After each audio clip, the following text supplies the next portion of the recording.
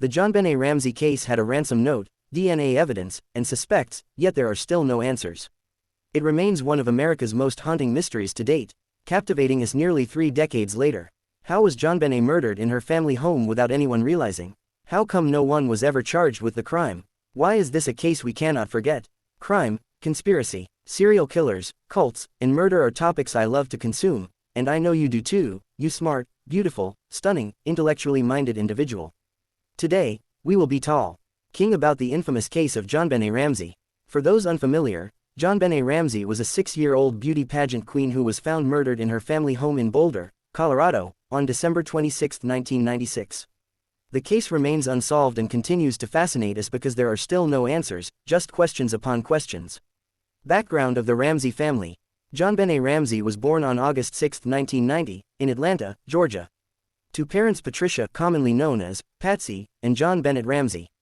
The Ramseys were a wealthy family. Patsy, a former beauty queen, was crowned Miss West Virginia in 1977. While John was a successful businessman and president of Access Graphics, a computer services company. Despite his demanding work schedule, John was a loving father who cherished his children.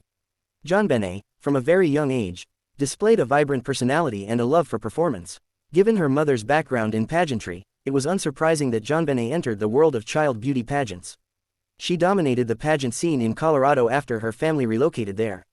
Patsy took a very hands-on role in JonBenét's pageant career, designing costumes, choreographing routines, and coaching her daughter to excel. JonBenét was outgoing, confident, and full of life, traits that helped her succeed in competitions. By the age of 6, JonBenét had won several notable titles, including Little Miss Colorado, Colorado State All-Star Kids Cover Girl, America's Royal Miss, and National Tiny Miss Beauty. JonBenét had one older brother, Burke, who was 3 years her senior. Unlike his sister, Burke was more reserved and had no aspirations for fame or glamour. The two reportedly shared a typical sibling relationship, marked by occasional quarrels and shared activities. John also had 3 children from his first marriage, Melinda, John Andrew, and Elizabeth. Elizabeth tragically passed away in a car accident in 1992, just 4 years before JonBenét's death. Melinda and John Andrew were much older than JonBenét and Burke, with Melinda being 18 years older and John Andrew 14 years older than their youngest sibling. On the surface, the Ramseys appeared to be the picture-perfect family. They had financial success, a beautiful home, and thriving children. Yet, behind closed doors, a tragedy was unfolding that would shatter this idyllic image forever. The events of Christmas night, 1996. On Christmas Day 1996, the Ramsey family's festive celebrations took a tragic turn that would forever alter their lives. The day began with JonBenét and her older brother, Burke, joyfully opening presents. That evening, the family attended a Christmas party at the home of their friends, Fleet and Priscilla White. It was late when the Ramseys returned home, and John tucked JonBenét into bed while the rest of the family settled in for the night. The next morning, at around 5:30 a.m., Patsy Ramsey woke up to start her day. As she descended the stairs, she noticed 3 sheets of paper lying on the staircase. Upon reading them, she realized it was a ransom note demanding $118,000 for the return of her daughter, JonBenét. Overcome with fear, Patsy rushed to JonBenét's room, only to discover that her daughter was missing. At 5:52 a.m., Patsy called 911 to report JonBenét as kidnapped, marking the beginning of an investigation that would become one of the most infamous unsolved cases in American history. Discovery of the ransom note. The ransom note, which Patsy discovered on the staircase, became a focal point of the investigation. It was unusually long and detailed, demanding $118,000, a sum that closely matched John Ramsey's recent bonus. Investigators found the note suspicious for several reasons. It was written on paper from Patsy's notepad, with a Sharpie pen also found in the house, and seemed unnecessarily lengthy for a kidnapper who would presumably be in a hurry. The note threatened dire consequences if the police were contacted, yet Patsy immediately called 911. The search for JonBenét. When police arrived at the Ramsey home, they began searching for evidence of forced entry or signs of an intruder. None were found. The snow outside the home was undisturbed. There were no footprints or tool marks on windows or doors, and no clear evidence pointed to how someone could have entered the house.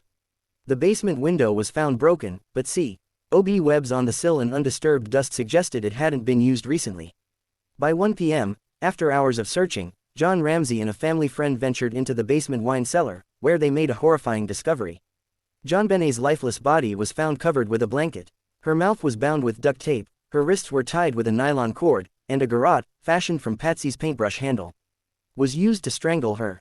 Overcome with emotion, John carried JonBenét's body upstairs, inadvertently disturbing critical evidence and complicating the investigation. The immediate aftermath. The discovery of JonBenét's body marked a turning point in the case, shifting it from a suspected kidnapping to a murder investigation. The Boulder Police Department, however, faced intense criticism for mishandling the crime scene. Friends and family had been allowed to roam the house freely before JonBenét's body was found, potentially contaminating evidence. Officers also failed to secure key areas, and critical pieces of evidence were misplaced or mislabeled. These early missteps cast a shadow over the investigation, making it even harder to piece together what had happened on that fateful night. The investigation and initial findings. The autopsy revealed that JonBenét's cause of death was asphyxiation due to strangulation, compounded by cranial trauma. The garrote used in the strangulation was made from a nylon cord and the handle of one of Patsy's paintbrushes. Interestingly, the bottom portion of the paintbrush was missing and was never found. Partially digested pineapple was discovered in JonBenét's stomach, indicating she had eaten it a few hours before her death. A bowl of pineapple, with Patsy's fingerprints on it, was found in the kitchen. However, both John and Patsy denied giving JonBenét any food after returning from the Christmas party. The lack of forced entry and other inconsistencies pointed investigators toward the possibility of an inside job. For example, the basement window was found broken, but it was covered in undisturbed cobwebs, suggesting it hadn't been used recently. A suitcase was found directly under the window, leading some to theorize it may have been used by the intruder to gain access. However, no conclusive evidence supported this. Police errors and mishandling of evidence. The Boulder Police Department faced heavy criticism for its handling of the case. From the start, crucial protocols were ignored. The crime scene was not properly secured, and family friends who arrived at the house were allowed to roam freely, potentially tampering with evidence. John Ramsey's act of moving JonBenét's body also disturbed the crime scene, further complicating matters. Officers failed to search the basement thoroughly during their initial walkthrough, meaning JonBenét's body was not discovered until hours later. Investigators later admitted to losing or mislabeling pieces of evidence, and confidential details about the case were leaked to the media. These missteps made it significantly harder to solve the case and undermined public confidence in the investigation. Theories about the ransom note. The ransom note became one of the most scrutinized pieces of evidence. Experts noted its unusual length and its overly detailed instructions. Many found it odd that an intruder would take the time to write such a lengthy note inside the home, especially since it was written on paper from Patsy's notepad. Forensic linguistics experts analyzed the note's tone and structure. They pointed out spelling errors in simple words like business and possession, which seemed deliberate. Some believed the note's handwriting bore similarities to Patsy's.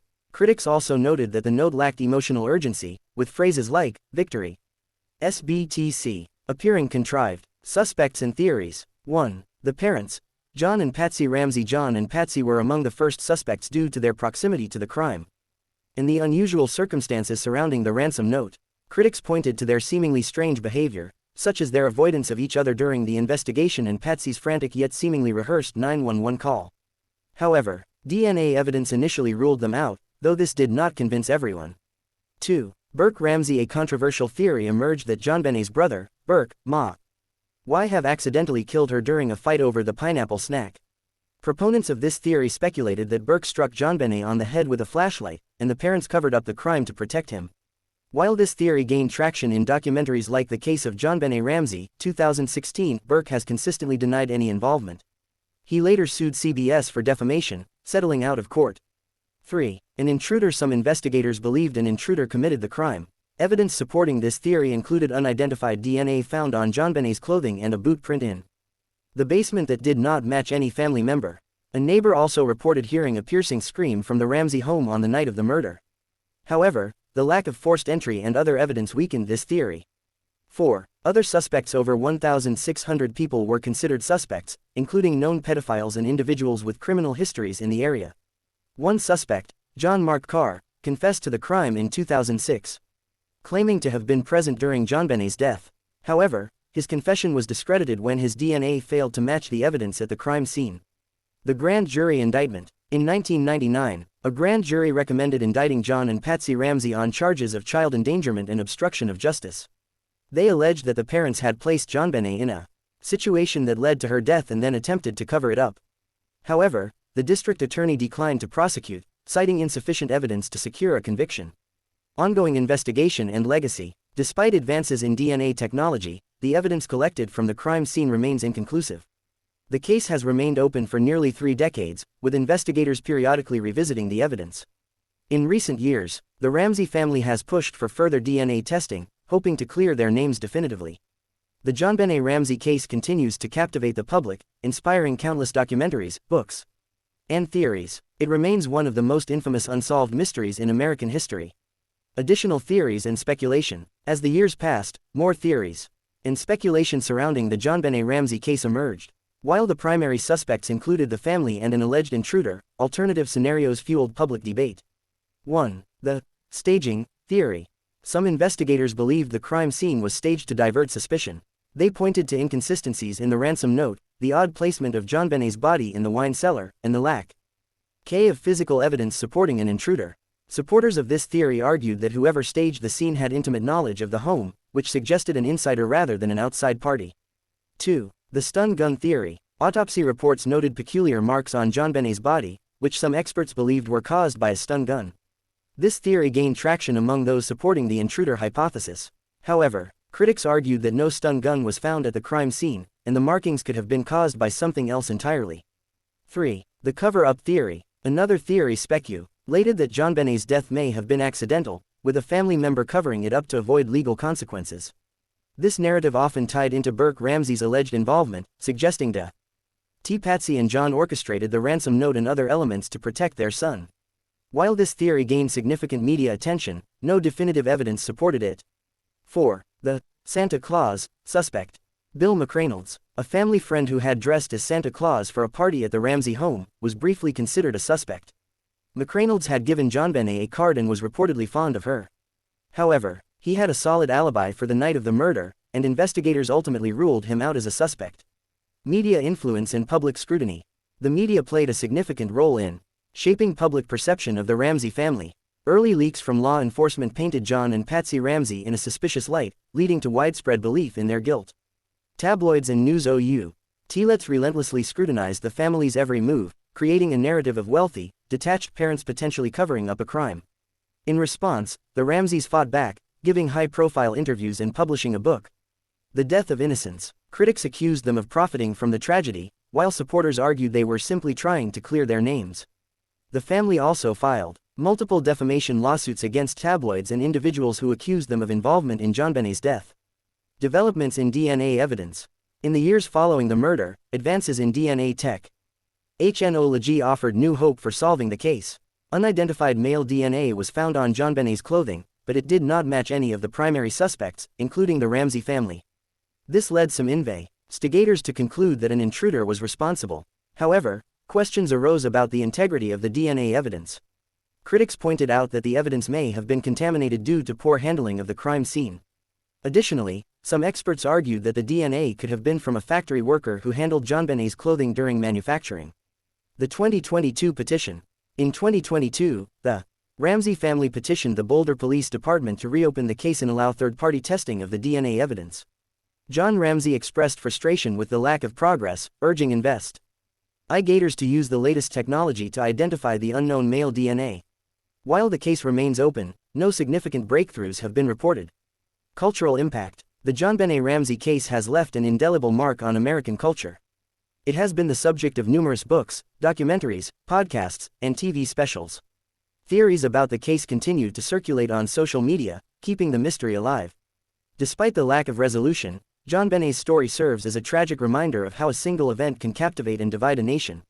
For her family, the search for answers continues, as does their hope for justice.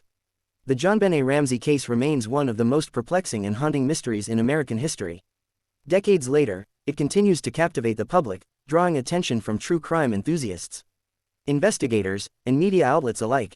Despite advances in forensic technology and countless hours of investigation, the question of who killed JonBenét remains unanswered. The case's complexities, ranging from the ransom note to the mishandling of evidence, highlight the challenges of solving high-profile crimes. Speculation and theories abound, but they often raise more questions than answers. Was it an intruder, a tragic accident, or a premeditated act by someone close to her?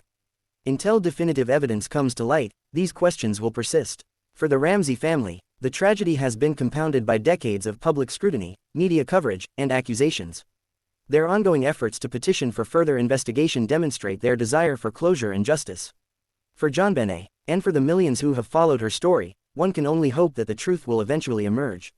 As it stands, the JonBenét Ramsey case serves as a sobering reminder of how one family's heartbreak became a national obsession, and how justice delayed can feel like justice denied.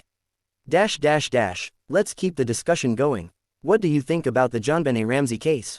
Do you have a theory about what might have happened, or do you think there's still a chance for justice? Let me know your thoughts in the comments below. I love reading and responding to your ideas.